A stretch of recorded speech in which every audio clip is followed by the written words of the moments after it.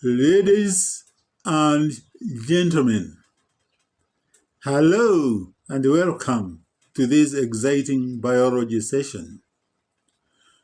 Today we will explore the following topics. And the first topic is testing for the enzyme catalase using bean seeds and human hair. The topic number 2 is examining plant adaptations using the following specimens: passion fruit, canary, Irish potato, and Kikuyu grass. Finally, we will also look into the mammalian rib, its structure, and how it connects to the thoracic vertebrae. Stick around to uncover the wonders of biology, from enzymes and plant survival strategies to the intricacies of the human skeleton system. The confidentials in this biology practical or biological sciences practical will be: question 1, we have one bean seed which has been soaked in water for 3 days, germinating, labeled specimen P1. One other bean seed which has been soaked in water for 3 days, germinating, and then boiled for 10 minutes, labeled specimen P2. The boiling should be done on the morning of the examination day. 2 seed coats peeled from bean seeds which have been soaked in water for 3 days, germinating, labeled specimen P3. The beans should preferably be large in size. And finally, a tuft of human hair enough to occupy about 1 cubic centimeters when placed in a test tube labeled Q. Added to above, you are supposed to have a scalpel or a razor blade, 4 test tubes, means of labeling, test tube rack, 10 ml hydrogen peroxide, where 20 volume hydrogen peroxide should be diluted 4 times, 40 volume 80 times, and 100 volume 20 times. 1 dropper or teat pipette. 3 pieces of plain paper measuring 10 by 10 centimeters. For question 2, you require a leaf shoot with the tendrils obtained from a passion fruit or garden pea, labeled specimen A, a rhizome obtained from canary, labeled specimen B, a potato tuber, labeled specimen C, a piece of running grass with roots, e.g. Kikuyu grass, labeled specimen D. And for question 3, you require a complete mammalian rib, labeled specimen K. Instructions for question 1.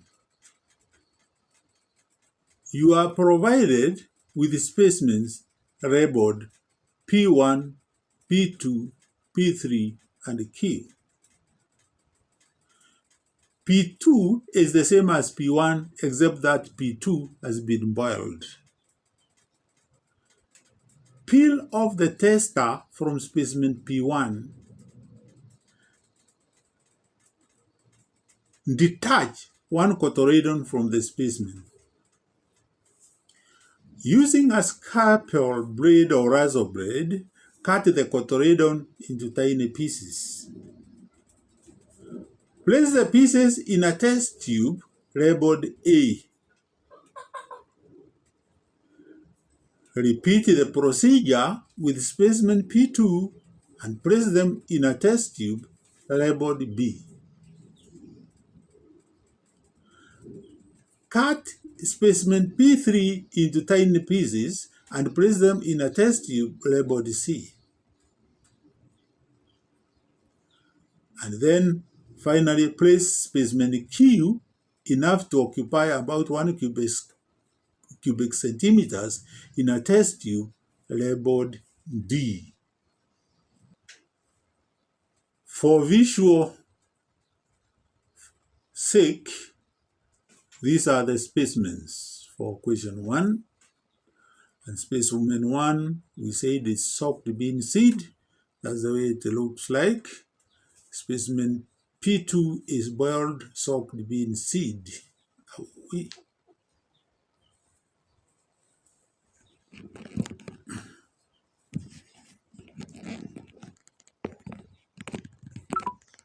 Sorry for the interruption. So, the specimens for question 1, specimen P1 is soaked bean seed, and specimen P2 is boiled soaked bean seed. Then, that is the detached 1 cotyledon, which will be cut into pieces. Then we have the specimen P3, which is 2 seed coats, and the specimen Q is a tuft of human hair. So, the task or the questions were as follows. You are going to add 5 drops of hydrogen peroxide to specimen P1 in the test tube labeled A. Record your observations in the table below. So P1 specimen observations. You are going to repeat the procedure with specimens P1, P3, and Q in test tubes B, C, and D respectively. And you record your observations in the table.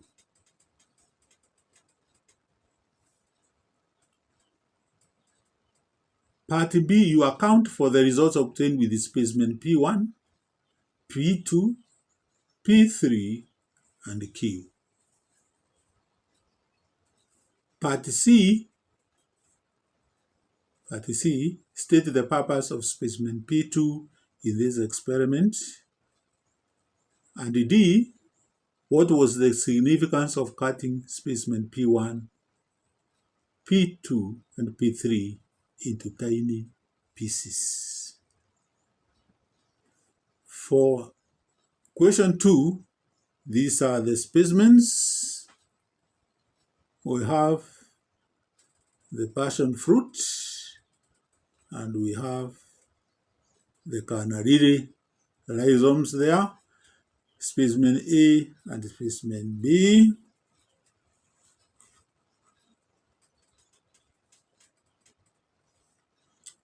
Then we have specimen C and specimen D. D is Irish potato. No, C is Irish potato, and D is Kikuyu grass, rana. So the questions for question 2 will be, you are provided with the specimens labeled A, B, C, and D. A Roman 1, you are going to name the part of the plant from which specimen B and D were obtained. Roman 2, name the observable features common to the specimens that enabled you to arrive at your answer in A1 above. And part B, state how specimen A is adapted for support in its habitat. Part C, what are the functions of specimen B to the plant from which it was obtained? And D, explain how specimen C is adapted to reproduction. E Roman 1, name the type of roots in specimen D. And Roman 2, you give a reason for your answer in E1 above. The questions for question 3, in which you are supposed to be having a mammalian rib, You are provided with specimen labeled K. Identify the specimen. A. B. Explain how specimen K is adapted to its function. Part C. Draw a diagram to show how specimen K attaches itself to the structure represented by the diagram below.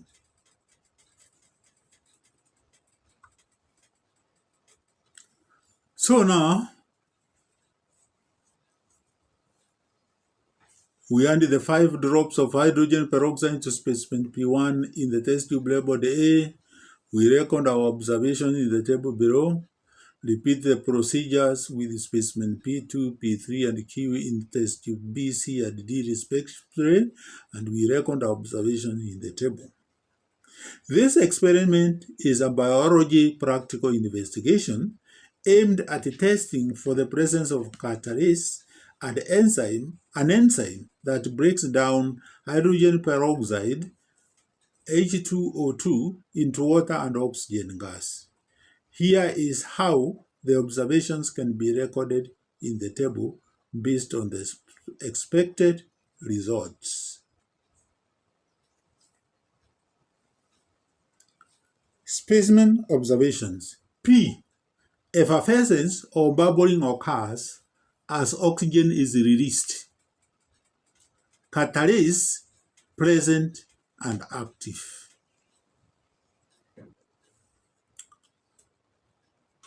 P2. No effervescence or bubbling is observed. Boiling denatures catalase, rendering it inactive. P3. No effervescence or bubbling occurs. Catalase absent in the seed coat because it is non-living. And finally, Q. The observations have no effervescence or bubbling occurs. And the reason is catalase is absent in human hair. No active living cells. Explanation of the observations. The fresh shocked bean seed has active catalase, which reacts with hydrogen peroxide to produce bubbles of oxygen gas. P2. Boiling the bean seed denatures the catalase enzyme, so it cannot catalyze the reaction, resulting in no bubbling. P3 or seed coat or tester. The seed coat primarily serves as a protective covering for the seed. It is composed mainly of dead-handed cells and does not have significant metabolic activity. Catalase presence. It is unlikely that the seed coat contains catalase because catalase is an enzyme typically found in metabolically active living cells, such as those in the cotyledons or embryo. The seed coat itself does not perform enzymatic activities as it is non-living.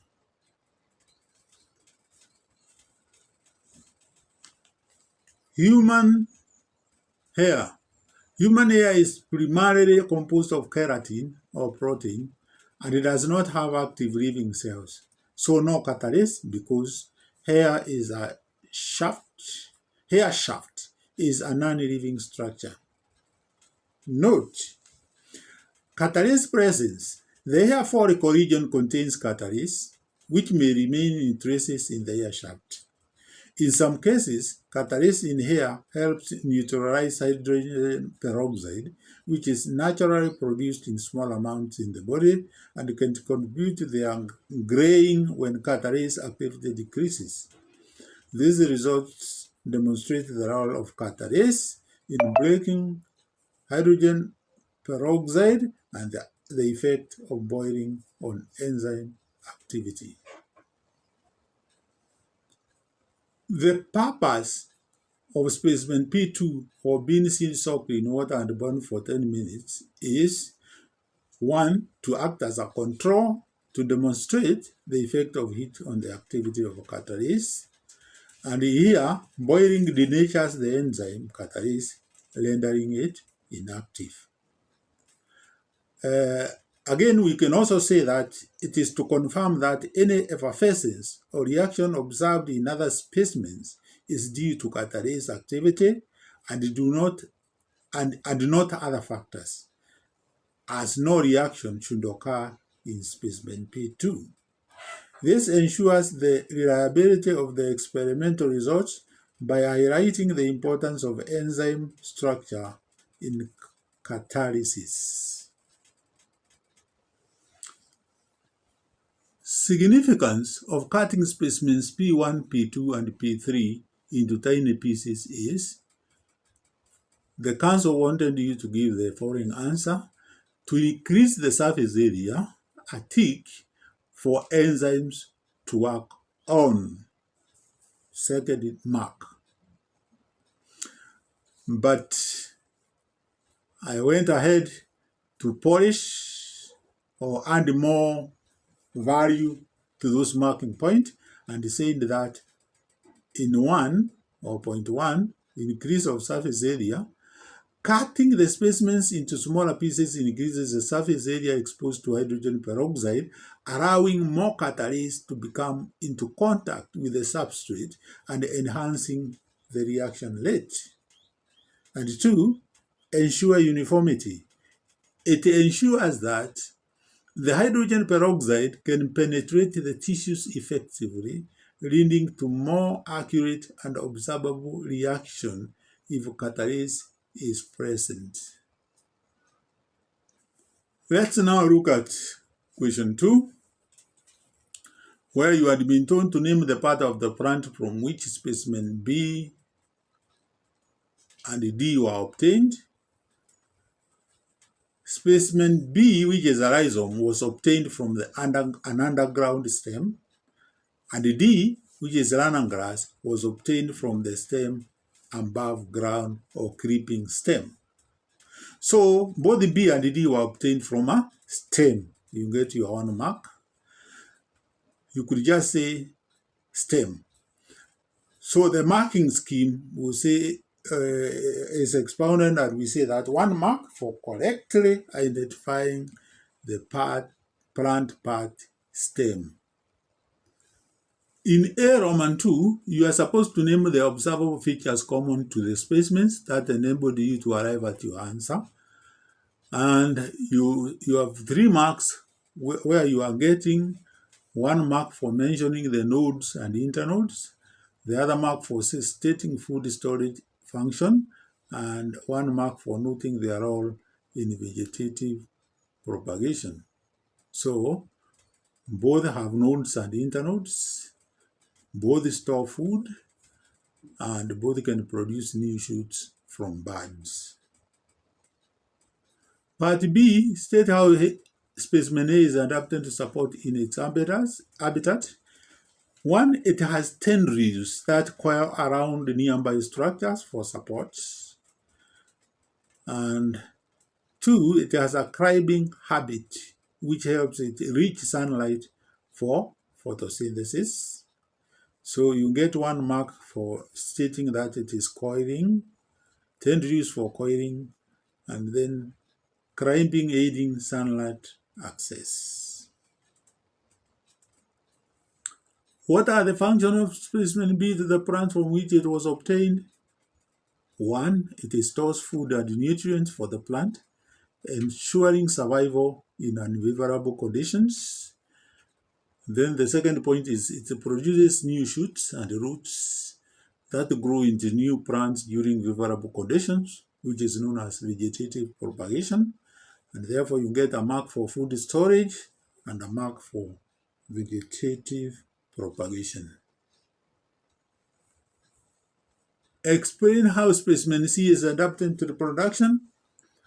One, it has presence of eyes. Number two, it stores nutrients. Number three, it has resilience during adverse conditions. And number four, asexual reproduction. So for the presence of eyes, the tuber has eyes or bands from which new shoots and roots can develop, and these eyes are the sites of vegetative reproduction. For storage of nutrients, the tuber stores starch and other nutrients, providing energy for the growth of new shoots during reproduction. Resilience, the tuber can remain dormant in the soil during unfavorable conditions, e.g. drought or winter, and then sprout when the conditions become favorable. And finally, for asexual reproduction, the tuber allows the plant to reproduce without the need for flowers or seeds, ensuring the spread of the plant in its habitat. How is specimen C adapting to its reproduction? I think this one is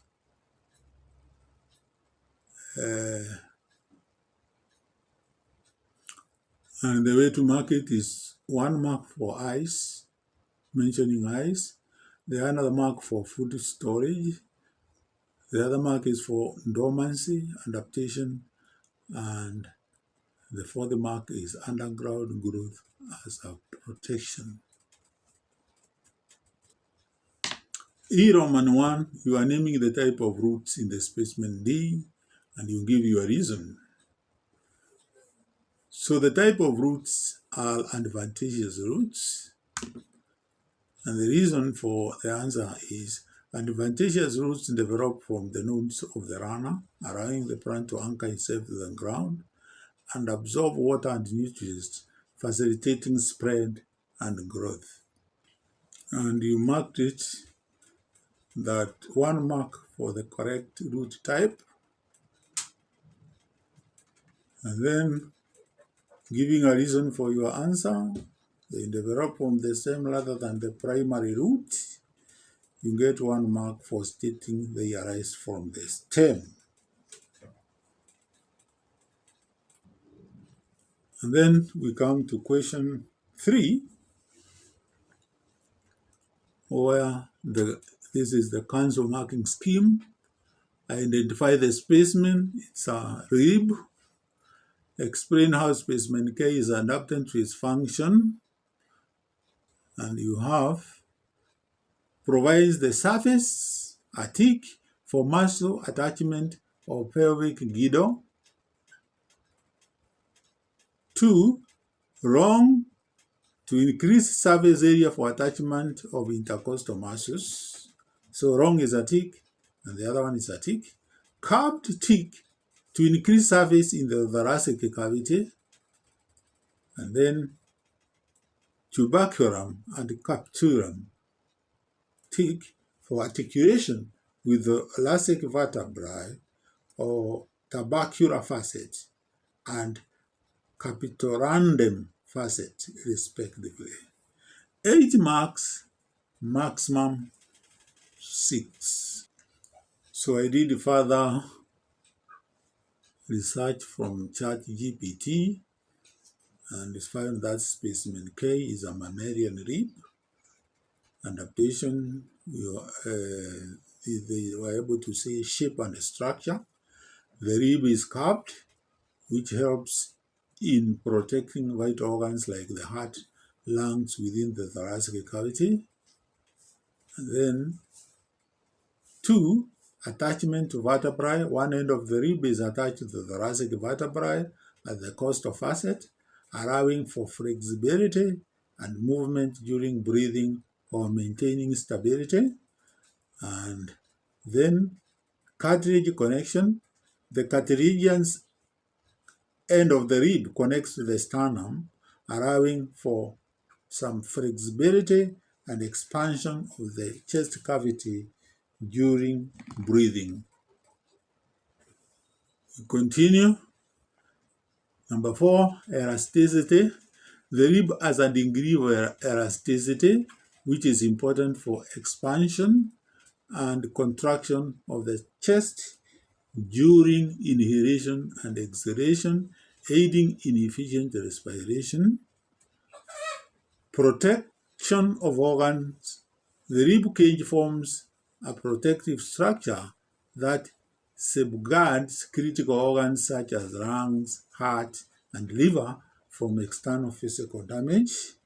And then support for muscles.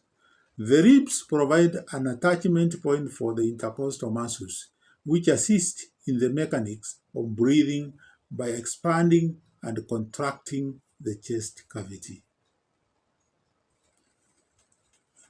And finally, we were supposed to draw a diagram to show how K attaches to the thoracic vertebra, and these are the guidelines. The rib has a head, also known as costal head, which articulates with the costal facet on the body of the thoracic vertebra. You note that as you draw. The tubercle of the rib then connects to the costal facet on the transverse process of the vertebra. And finally, something to note is that this attachment allows the rib to pivot and move slightly during breathing. So below is a diagram of the rib attachment to the thoracic vertebra. So that is the diagram of the thoracic vertebra there, one you had been given, and look at the way it is attached to the rib. And you can see the marking points. So this is what you are drawing. This is your drawing, and this structure is this structure here. So that is the way it looked like. Thank you for joining me in this exciting exploration of biology. But I will remind you that today we have uncovered the action of the enzyme catalase breaking down hydrogen peroxide, exploring how it impacts enzyme activity. We have also looked into the amazing adaptations and structures of plants and gained deeper insights into the anatomy of the mammalian rib and its connection to the thoracic vertebrae. I hope you have found this journey both informative and engaging. If you enjoyed this video, please don't forget to like, share, and subscribe to this channel for more educational and intriguing biology content. Leave your questions and thoughts in the comments below. I would love to hear from you. Until next time, keep learning, stay curious, and continue exploring the wonders of science. See you soon. So we have got 2 attributions: a light person fruit, path slope, and then we have euphorbia lysophola, that is rhizomes,